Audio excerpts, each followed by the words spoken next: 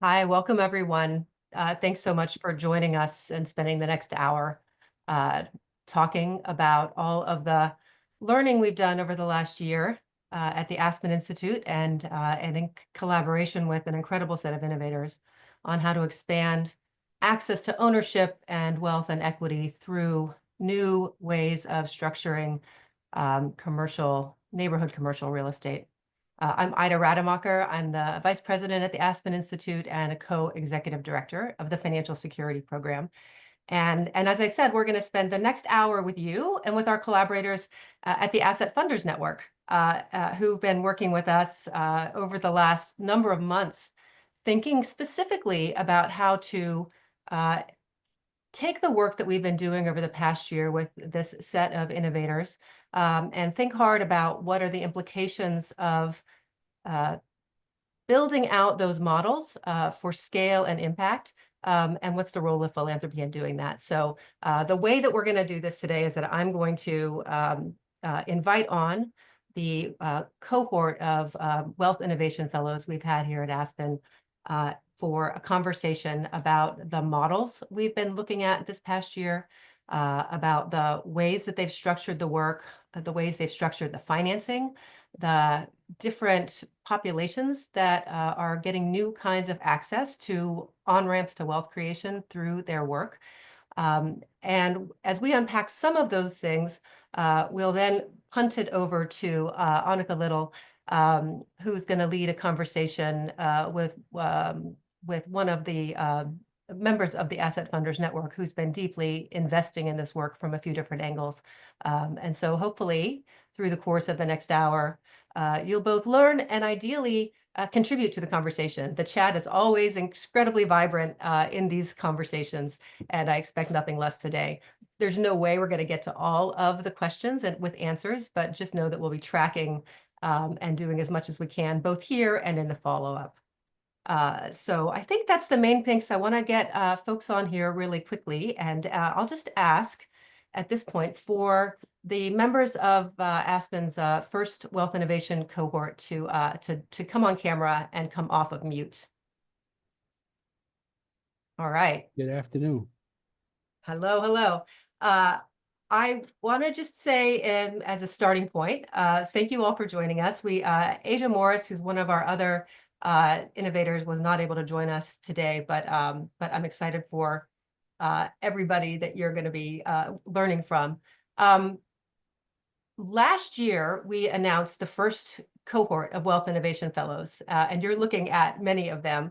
And we started with this issue of commercial real estate, primarily because while it's a huge area of wealth creation for some in America, it's actually not an asset class that is available for many folks to build wealth in. And so we were curious about who was trying to flip that script. And the folks that I'm going to ask to introduce themselves now have some incredible models in this space.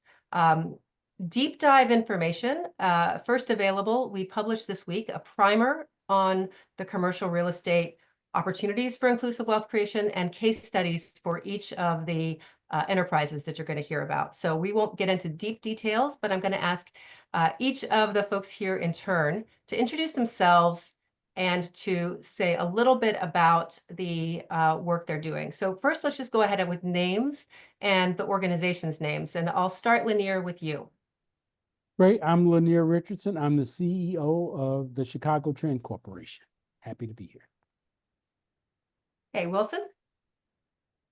Good afternoon. My name is Wilson Lester. I am co-founder and managing partner, along with three other brilliant individuals, Partners in Equity.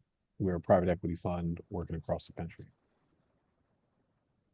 Great. How about you, Jeff?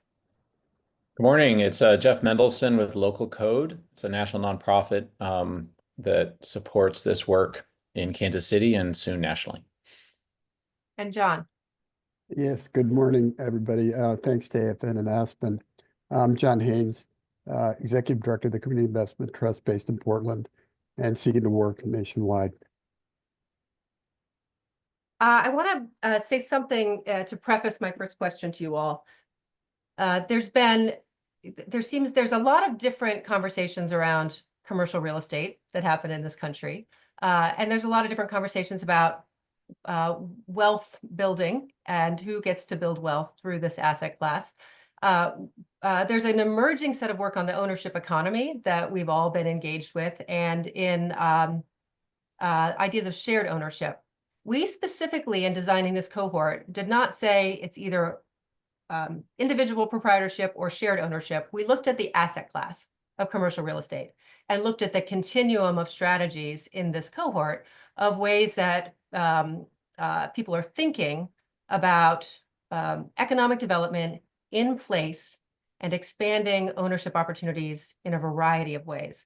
So as I say that, I actually think that who is served by the different enterprises that you all run is differentiated and highly complementary. And so I actually want to start out with you saying a little bit about your work. I'm going to go across this, what I see as a visual continuum, you guys. So I'm going to start, Wilson, with you, with Partners in Equity, which is really about a sole proprietorship. And we're going to end, John, with you, which is really thinking about how far into community ownership can you move, the access point.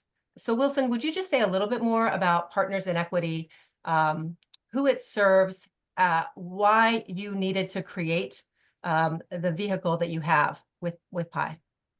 Great. So thank you so much for that, Ida, and appreciate both Aspen and AFN for creating this space and this audience for us to have what we all think is a very important conversation and is leading our work.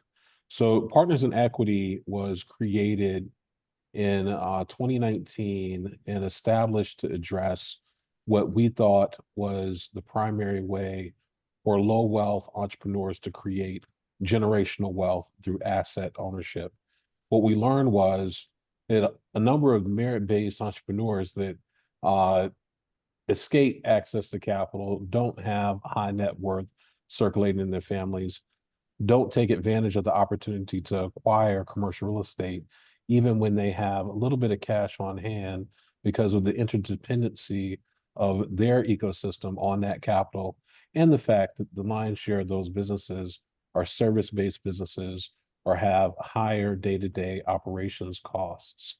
So we endeavored to identify partners, and we're fortunate enough to source a family office that funded our first work, our first fund throughout the state of North Carolina to capitalize entrepreneurs, and experienced a tremendous amount of success with that, seeing in real time entrepreneurs increase their credit capacity, demonstrate their ability to manage commercial property, and having a wealth event occur that now they were leasing from themselves and establishing an asset that would last past the horizon of the operation of the business potentially, and could be passed on to the next generation in their families, or they could have the opportunity to participate in the free market of commercial real estate in their local communities, which wasn't historically happening because of their own access to equity.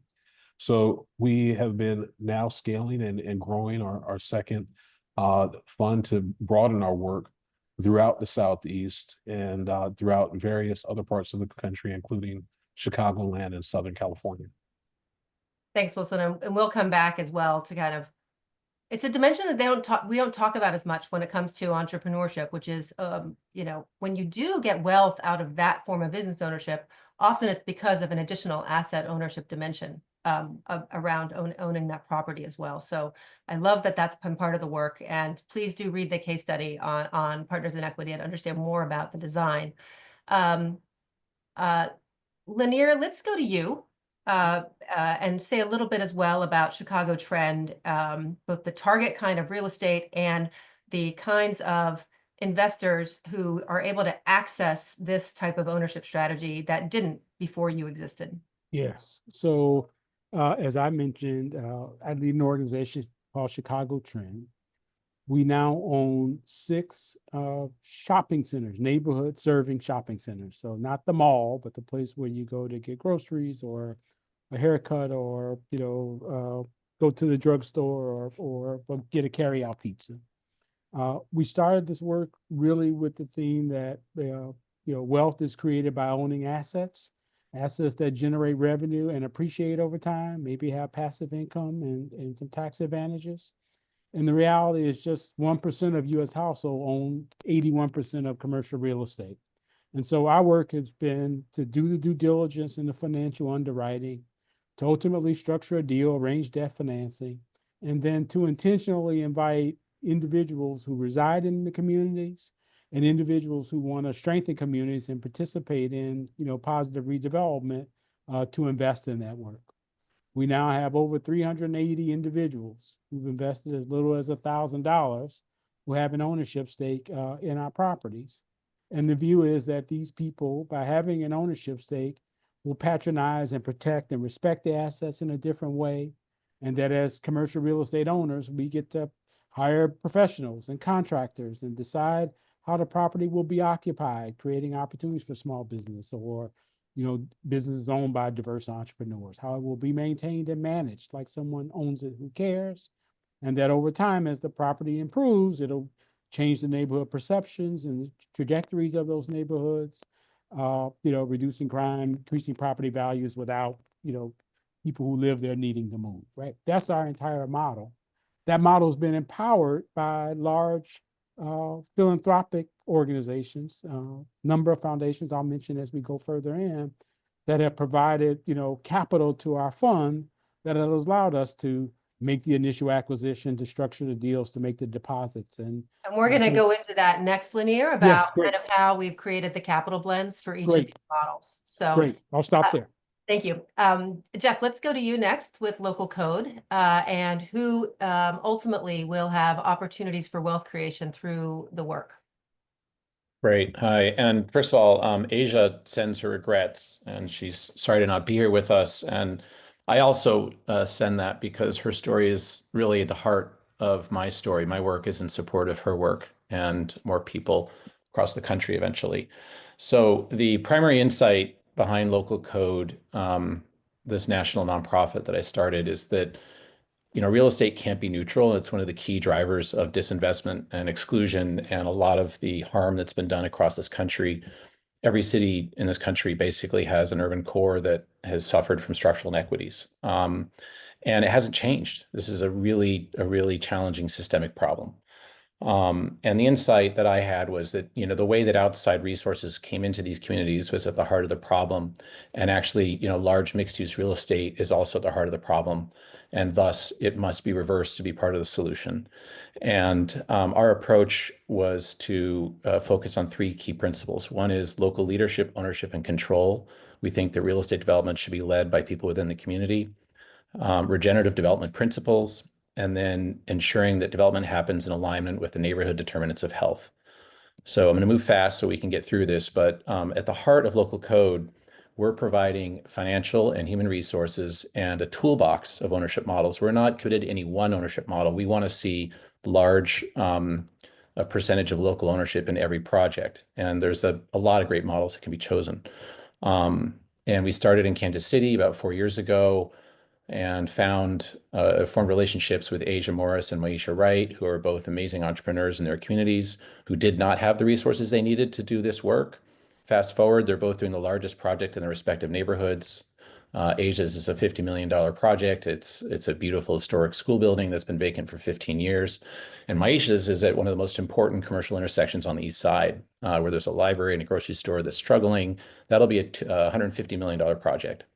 And I just want to point out one thing that, just a month ago, she was able to get in front of the city manager and literally he said, this is exactly what needs to happen. So very exciting work. Last point quickly is around asset investing and catalytic capital. The amount of money that needs to come into these projects to turn them from not happening to happening is a small percentage of the overall capital stack and is incredibly catalytic. I want to touch on that later, but a little bit of investment from outside these communities makes an enormous difference and can change the nature of the main street and the possibility for wealth and well-being for the community. Thanks, Jeff. And I think, again, when we look at the case studies, you'll see that there's some really interesting layers of financing that take into account what it takes to de-risk ownership in an asset class like commercial real estate for low-income residents of the neighborhood. And I like that that's been built into the DNA of your work from the get-go. And it's something we'll talk about in the next little iteration of this. Let me go to you, John, because I think you've been at this out in Portland, probably the first one I knew about. And you also, that means have some real data on what it means for wealth creation for households. So thanks if you can Yeah. just give us an overview of CIT. Yeah, thank you, Ida. Our reality started well over a decade ago, really at the beginning of the Obama administration. And we went out and listened to people in affordable housing, using human-centered design and behavioral economics. And the reality that we were faced with was that 40 million Americans don't have $400 in the bank. So how do we tap kind of the resources in a neighborhood to make a virtually supporting network? So we really designed a product based upon the feedback that we got from people. These were people that were on the sideline of investing. That's our target: renters, working poor, single parents, people of color, people that are otherwise left out of a network within their own neighborhood. So we designed a product really based upon their wants and their needs and desires, their limitations. They were very motivated by local commercial property. They had little money to invest, so we designed a product that in commercial real estate, that's our group here, $10 to $100 a month, and 4 zip codes. So it's a localized stock offering. It's a state stock offering that's risk protected. We designed a course called People That Ask For It, Moving from Owing to Owning. So getting people on board to budget plan to make a $10 to $100 investment. And then they receive dividends based upon the performance of the property and then the long-term return in share price change. We've been in it 7 years, average 7% dividends for 350 plus families that have invested in initially a $1.2 million property that's now worth $2.15 million. It's capitalized through an equity shift. So we got philanthropic and our own money from our balance sheet, and that money is shifted to the community as they buy it out over time. But they're investors from day one. They own that property without any other ownership whatsoever. It's their property. And with the success of the pilot, we're working diligently to support the replication as the backbone around the country, locally led in each place. Thank you, John, and really helpful to, could you quantify it a little bit more? And then I'll reverse order this in terms of the ROI for different kinds of investors in the work that you're doing. So for the household themselves, and obviously linear for you, for Wilson, for Jeff, it's going to be for multiple kinds of investors, but what the ROI is that you either have data on or project, either in the real data or a story. But John, could you just say a little bit more specificity about that for CIT? Yeah, let me separate out the investors. So when we talk about investors, we're really talking about the families that are investing their $10 to $100 a month. But the base equity or the impact investment or philanthropic equity that came in is roughly 40% of each transaction. And that money, in our case, was comprised of money from our own unrestricted assets at a CDFI that I ran. And then two impact investors that put in concessionary capital really at 2% and 4%. But that was important, critical money, and that's what we're coaching cities to get a blend of both impact investor capital, hopefully concessionary, because any concessionary rate really flows to the investors, and then seeking the return for the community investors. And again, that's average on a dividend basis around a 7% for 7 years, and a share price change from $10 to $20.21 this year. Thanks very much. Jeff, Linear, Wilson, I invite you all in. We talk about in our cohort over the year how this is win-win-win, right? You've got community members having an opportunity to have wealth. You have a set of mission-aligned investors absolutely being doing mission-critical work that they see a social impact in, and you've got impact investors and I think market rate investors in your mix. So can you say what you want to, the most important points about what you've learned about the blend of capital and the expectations and ability to meet the expectations of those different investors? Great. I can jump in. What's really interesting for us is our fund actually produces our market rate return. So from an impact standpoint, our LPs that are impact focused are actually able to help us boost the return for LPs that are really focused on that market rate return primarily. It really creates a great synergy for us to be able to provide that and acquire more capital. But beyond acquisition of capital from folks that are in the foundation space or traditional capital allocators that are expecting those types of returns, we're actually producing something for those that haven't had access to equity to realize that they would have never experienced before. I think an example that we like to point to a great bit is we had an entrepreneur in our first fund that was interested in acquiring property, but really wasn't too certain about it because they had never experienced property ownership, and they actually had never experienced a relationship with an equity partner in acquisition of another business or in their business or for something like this type of transaction. The long story I'll make short because of time is we were able to help them get into their first property. And within and that investment, I think, was in 2021.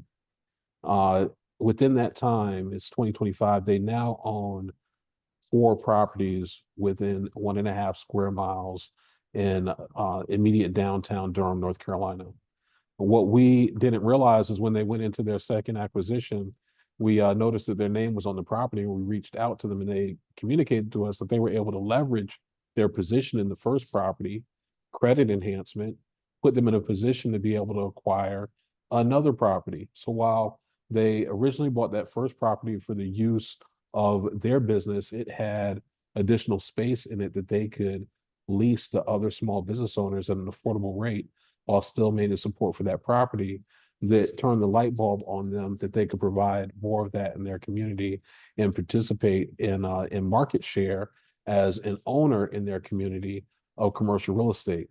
So here we have a person that didn't have a real estate portfolio before that now has quadrupled the square footage that they own in immediate downtown Durham, which is one of the most highly escalating value markets in the state of North Carolina. But let's talk about that first property really quickly. That first property on trend with all the other investments that we made in the first fund is 3x our original investment, simply because we were invested in a market that had been disinvested in, underinvested in, and wasn't receiving this type of investment, and no one was capturing the opportunity. And that's what we're providing. Thanks, Wilson. Muneer, Yeah, I'll do real quick. There's 2, tranches of capital that empower this work. We are in a position to create opportunities for community investors because we've had what I call philanthropically motivated impact investors to empower the work. MacArthur Foundation, Kresge Foundation, McKnight Foundation, Certain Foundation, and others. If I listed them all, whoever is on the call that I'm missing, it's not intentional. But they've invested between $500,000 and $2.5 million into our fund, which allows us to acquire properties. What those set of investors receive is a 5% preferred return and a target return that's between 8 and 10%. By them accepting what is quote unquote a concessionary return, it allows the individuals who have an ownership stake in the properties to be on track to get a 12 to 15% return, sort of a market return. So the philanthropic capital is empowering the local wealth creation, the formation of the community investment vehicles, the time we spend in investor education and engagement. So it needs both, right? And there's no shortage of great projects that can get a market return. The question is, can you line up the capital that is both patient and flexible and long-term enough that will write $1 million check, that will allow the individuals who can write $1,000 or $5,000 investment check to be involved in the project. That's the innovation of creating a market transaction that has philanthropic capital, PRI, and other concessionary type return that's incentivizing the local investors and the local low wealth individuals that be commercial real estate property owners often for the first time. Jeff, I want to give you the last question on this capital stack win-win outcome with a little context, and then I'm going to pivot to one final question for us together. And the spin on it I want to give to you, Jeff, is you said at the beginning with local code, you're not at the get-go as you go in and you think about large-scale development opportunities, you are thinking about ownership, but you're agnostic as to which one of the strategies will be the right bundle of deployment, right? But you are thinking from the get-go about the distribution of ownership opportunities in that piece. And so I just wonder for you, as you go into this, if you say a little bit more about what you see about the stack of investment, the unlock opportunities with Philanthropic going into that mix.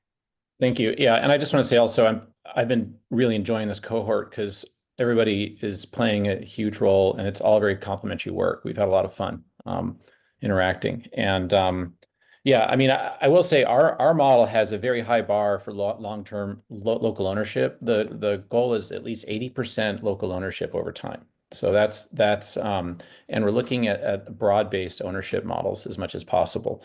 So in terms of returns and the catalytic capital, the projects that are being that Asia and Maisha are taking on are designed to serve current residents and be affordable in neighborhoods where some of the average household incomes is between $20,000 and $25,000 a year.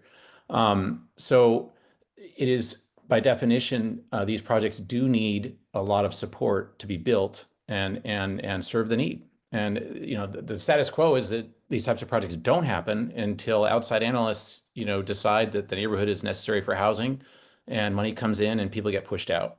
So what's exciting about what we've discovered through this work, for instance, the LAD project that Asia is leading, it's a $50 million project. We've raised $2.3 million in philanthropic capital, and in the end, there'll be about $1 million to $1.5 million in equity in the deal. And so relatively small dollar amounts are going to turn the table from this building being literally a symbol of the disinvestment. It's been vacant for 15 years. It's the nicest building in the neighborhood, to becoming, a really core community asset, the community center and all the things the community needs. So this, relatively small amount of philanthropic capital and small amount of private equity coming in up front is making it happen. And sorry, quickly on the return on the equity, the outside investors, the money that comes into the project to fund construction closing comes from local and national outside investors. And their target appreciation rate is 6% per year. And once the project stabilizes and is throwing off some cash flow, we're projecting around 5 to 7 years, that initial money gets taken out and the local ownership transition begins. So final point here is we're aligning the ability for the community to build agency, to learn about the real estate, and ultimately own a project in their neighborhood that throws off cash for their ability to build wealth. And last thing on the agency point. So once the project's built, the message to the community is, look, by living here and shopping here and opening businesses here, you're driving cash flow, and that drives the value of this project. And the appreciation and value of the project is projected to grow faster, significantly faster than the 6% that the initial investors are getting.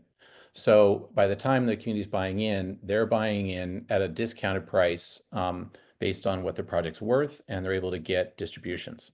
And I'll pause there just in the interest of time. It's an exciting model. There's so much more than we're going to be able. We're scratching the surface with an hour, and even then we're shortchanging this incredible rich conversation I want Muneer and Annika to be able to have. So I'm gonna think one last question. I do want to point out this chat's on fire.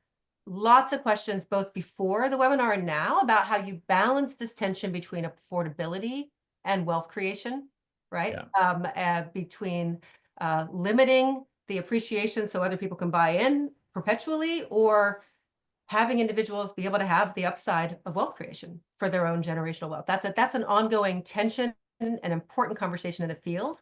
So handle it if you want to, but I want to name that's there. The other thing I just want to mention is that, this isn't even a blip on the radar of the broader CRE investment market, right? Like the kind of work that you are doing in each of your models is not even part of the normal set of considerations that a CRE development group would bring in. I would say beyond your 4 models, this is growing. There are many other emerging CRE structures happening in this country that are starting to think about how you democratize and expand ownership in them, but it's still very small and not intuitively the place where developers would go to add an additional layer of complexity to how they do deals. So I just wanted to say, if there's something for you to say to the broader CRE investment community about why and how this ownership work as a dimension of it could scale and how to not be shied off, I just want to just acknowledge that we have a long way to go to introduce these models into a mainstream market approach. And just want you to kind of do your own summary piece here with about a minute, a little bit of a minute each, around the broader investment opportunities you see in your models in CRE going forward. So, I'll jump in and go first with 60 seconds. So, what do we hope will be different, 5 or 10 years from now? Right? That will have, more than 1,000 people who, reside in low and moderate income neighborhoods that will have had an on-ramp to commercial real estate investment.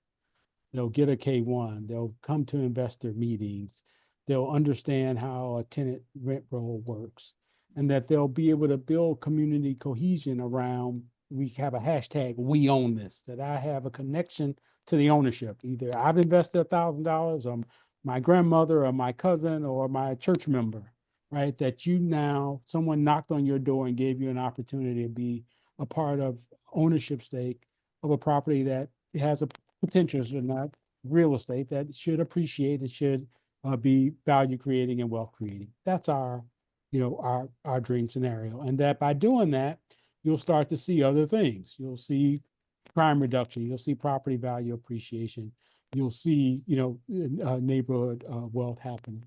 And that people will get a financial return, that this really was about, there are all types of models. Some are about preserving affordability of the retail spaces. Some are about community land control of property.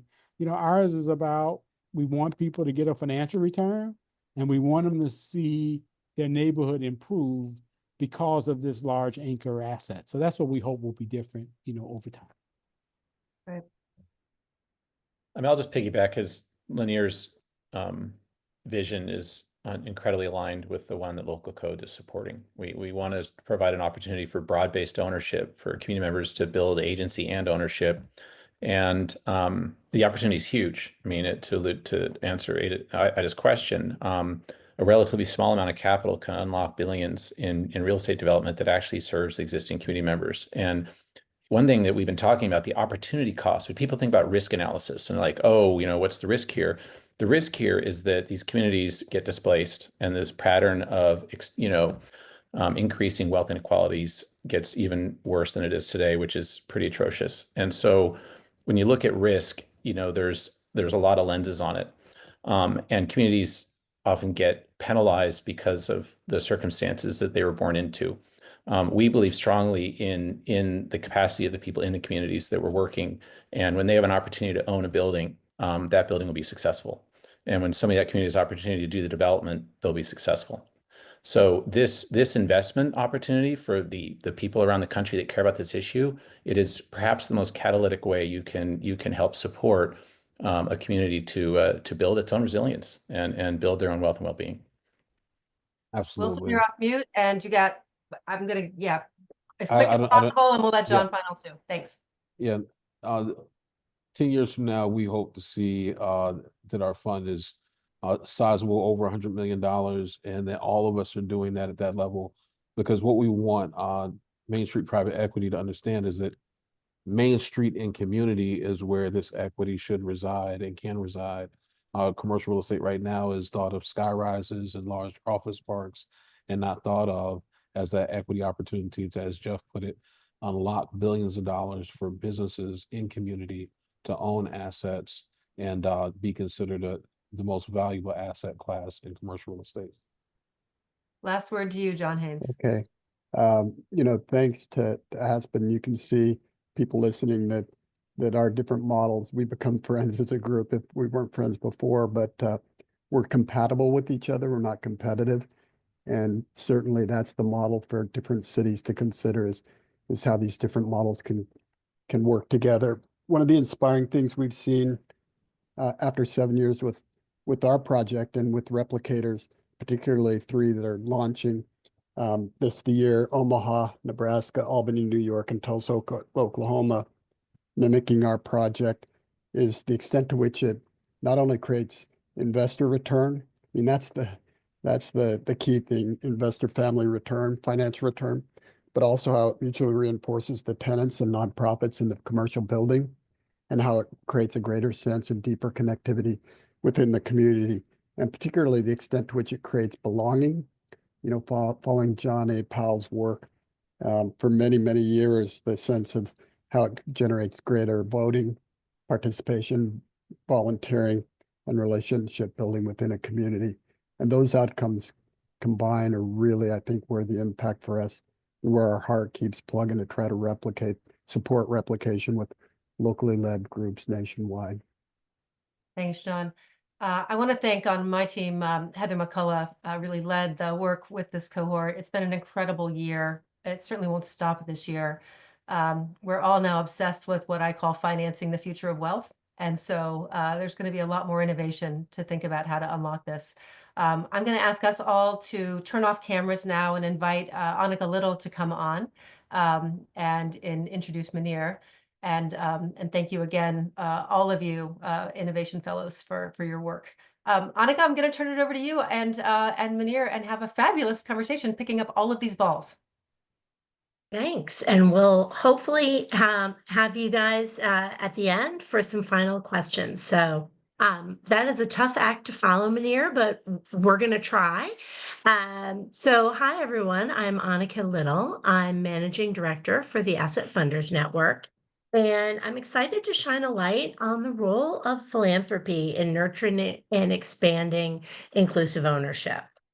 Grateful to our friends at Aspen for including us in this conversation and inviting us into it today.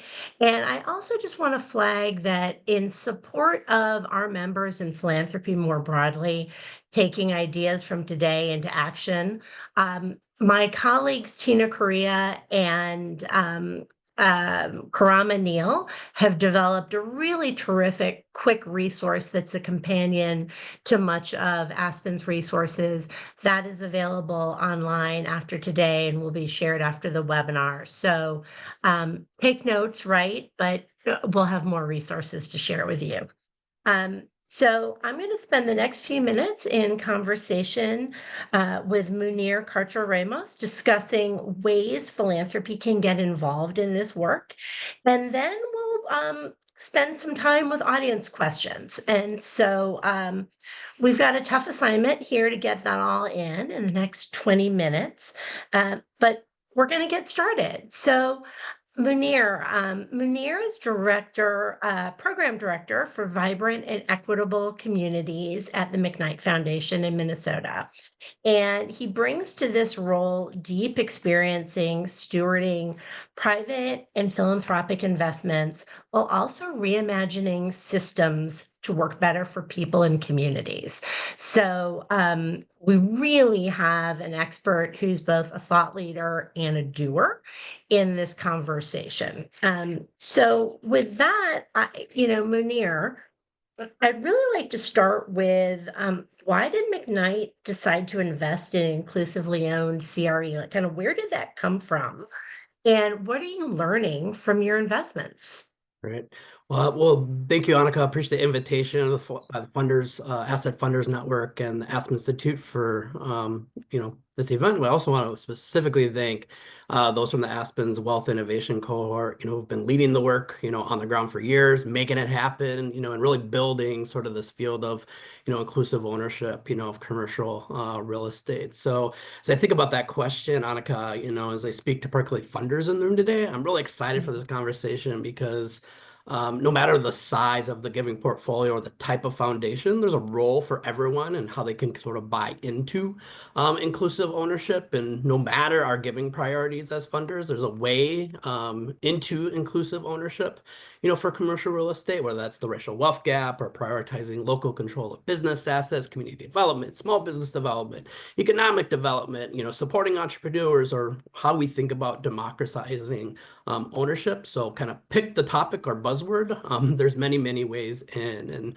I know that there's foundations all over the country investing in this type of work who are both in big and small ways.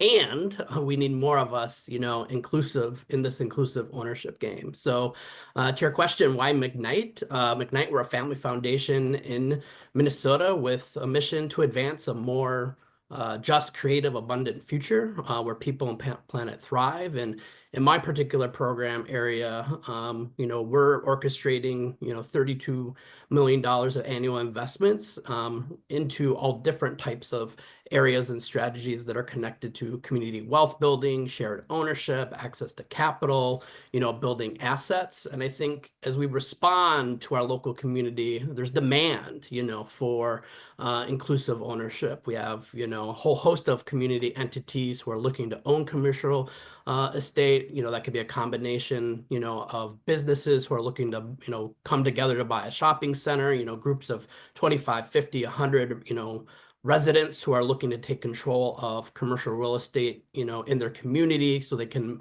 decide and control what happens actually in the amenities in their neighborhoods for buying at $500 or $1,000. And then, where I was before was the city of St. Paul, who had a mayor, right, who in the city of St. Paul, who wants it to be the cooperative capital of the world, right? Community ownership, regenerative, sort of economics. So that said, I'll share some more learnings, but I guess I get to scaling and replicating, but I'll kick it back to you, Annika, for the next question. Okay, great. So I'd like to actually get a little bit more into the type of tools you've used. I really appreciate you sharing that funders of any size can do this work. Would you share a little bit about the tools that McKnight has used for investing in inclusively owned CRE? But sort of as you're talking about that, gosh, if you're a funder that only has grants in your portfolio, how do you use those? What are the tools and how have you used them? Yeah.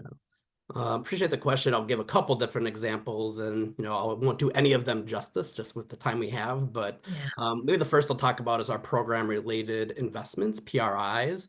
So McKnight has dedicated $100 million to our PRI program, and our focus there is to create impact that advances the mission, of the foundation, consistent with the preservation of program capital. We're experienced in our PRIs. We like to, use PRIs to, take on sort of catalytic impact, and, really hold our PRIs, as being underwritten with investment rigor, generally for, expected return. And we really want to be a responsive partner, recognizing that our PRI partners, such as those on the call and what they mentioned, are striving to fill in market gaps, create new pathways for better financing outcomes, right? Building, unusual partnerships, securing market dollars, that sort of thing. So as an example, Chicago Trend is on the call, and we invested a $2.5 million equity PRI, on to support and develop shopping centers in BIPOC communities, with opportunities for individual ownership, participation, and wealth creation opportunities, right? So that's one example of a PRI, what is an equity investment, into the Trends Fund. A separate example would be with grants. So the end of last year, we moved $1 million to Shared Capital Cooperative to leverage funds for their loan pool, not only for inclusive ownership, but for broader shared ownership more broadly. And Shared Capital Cooperative is CDFI who's, deploying loans into the community. We've also funded Nexus Community Partners, at a roasted board meeting at over $1 million, in part for their work in stoking demand for inclusive ownership, shared ownership, providing technical assistance, that sort of thing. Also in our toolbox, maybe we haven't used it in this space, but in other spaces would be recoverable grants, loan guarantees, those sort of things. I think as we think about the types of things just from being in the space a while, is obviously you can invest directly in commercial real estate. You can get into pre-development costs, architects, engineers, titles, legal support, environmental scans, financial analysis on performance, et cetera, et cetera. I've, in other roles, had received requests to support the actual residents for their buy-in and membership fees, into inclusive owned things to fund technical assistance, other types of ecosystem levers to fund programs who are looking to get residents, ready to be commercial real estate owners, thinking about, again, risk mitigation, and loan funds. And I'd say McKnight, we often think also about like beyond the dollars, how do we bring all our different types of capital and influence to the table? So how do you convene, right? How do you set tables and priorities, around the issue? When I was at the city, we funded research that helps to set an agenda, right? We did a roadshow with funders saying, hey, this is a priority of the mayor. We're investing $2.5 million as proof point funding in this. And we want you to know there's more grants coming to you funders, grant requests and PRA requests, and like get aligned, and maybe the last thing I'll say just on this would be like, we can use our philanthropic microphones, use our platforms to tell the stories, like in our newsletters and our videos and social media, case studies, et cetera, right? So there's those things that are directly the dollars, into it, but there's also, beyond the dollars and using our influence as funders to set agendas and priorities and broadcast the great things that are happening in our communities in this inclusive ownership space. Right. I want another hour. I don't have it. So, Muneer, we've got in 2 minutes, if you could say a little bit about this question of scale, right? Like, how are you thinking from a philanthropic perspective, thinking about scaling and replication? And if you could just share that to inform other funders that are thinking about this, like, how should we be thinking about that? Right. So obviously all of our communities are different. As funders, we have different expectations. Our communities have different expectations. Like some of us want to home grow everything. Others never want to import anything. Some folks want to scale and replicate things. And, I think being connected to this space, I can tell you, locally that there's been so much conversation and formation about wanting to do inclusive ownership of commercial real estate. And in both of my kind of government and philanthropy roles, I can see how those who have done this before, who aren't located in our place, can provide local support for needing that's needed to actually make it happen. So I think getting into the scaling and replicating, for example, one of the conditions we put in a PRI was like, we didn't invest in Minnesota, but if you would want to come to Minnesota and do this inclusive ownership of commercial real estate, we have some more PRI funds that we'd like to, consider. I think another example is organization,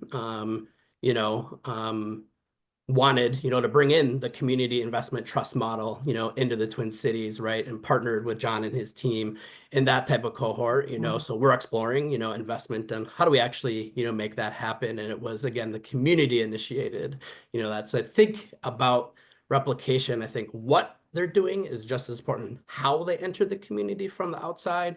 And I'll say a number of the organizations and models, we heard in this session are sort of good at both. And I'd also say, just to end this would be, I think we want to avoid as funders, inadvertently divesting from some of the trailblazers in this space, and that we could actually find that both and of the homegrown models, the scaling, the replicating, and there's things where the local folks and the folks who've been doing this work a while, they partner and there's proven models to do that.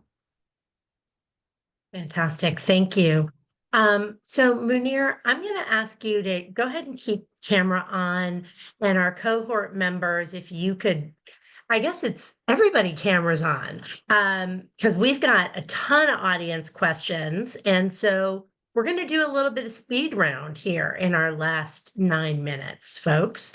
And I think one that's come up in a number of different ways is this role of financial institutions, banks, credit unions, CDFIs, and the role they play in inclusive CRE efforts. And I'm going to look to cohort members, just asking you to keep them quick, but Real we'd love your rapidly, thoughts. we have the CDFI partners and the banking partners typically provide first mortgage financing on the shopping center. So the last shopping center we bought for $6 million. We had $4 million loan from one of the community development financial institution partners. I think where there's opportunity, and CDFIs are set up many to provide first mortgage financing and be more flexible with return, their interest rates and expectation. Where there's opportunities for CDFIs and the banking community is to really think about how to be limited partners in our fund, how to be, equity players in some respects in empowering this work in a different way. Awesome. Anyone else? Yeah, quickly, the most important role for financial institutions for CIT, Community Investment Trust, is a bank which provides the primary mortgage on the property, obviously. And then under the loan to value and debt service coverage, they provide what's really a credit structured guarantee through a direct pay letter of credit. Again, all supported by the value of the building, but that's the key component of adhering to a SEC exemption that allows us to offer a localized stock offering to unaccredited or super low income investors. And I'll just add the primary way we partner with the CFI industry is we have a growing list of organizations that we have MOUs with for obviously deal flow. We're looking for those deals that those organizations would like to get done, but can't for the owner not having enough equity. They check all the other boxes, but they just don't have enough cash on hand to bring to the table. And we're able to come help and support those businesses with down payment assistance. I'll just go briefly that, CDFIs can obviously some of them have low income housing tax credit allocations and can participate in some of the tax credit financing. I will say that in the current interest rate environment, one of the things that we're working on and exploring is loan guarantees, because the current interest rates are challenging for some of the projects that we're doing. And a very small amount of money in a loan guarantee can actually tip the scale for making a project pencil and work. So the CFIs sometimes have a high cost of money, and right now it's the interest rates are tough. So again, from a national model perspective, I think there's an enormous opportunity, hugely catalytic use of money to build out the loan guarantee pools. And there's a guy named Jim Bake who's been pioneering that, who we're talking to. Can share more later. Great.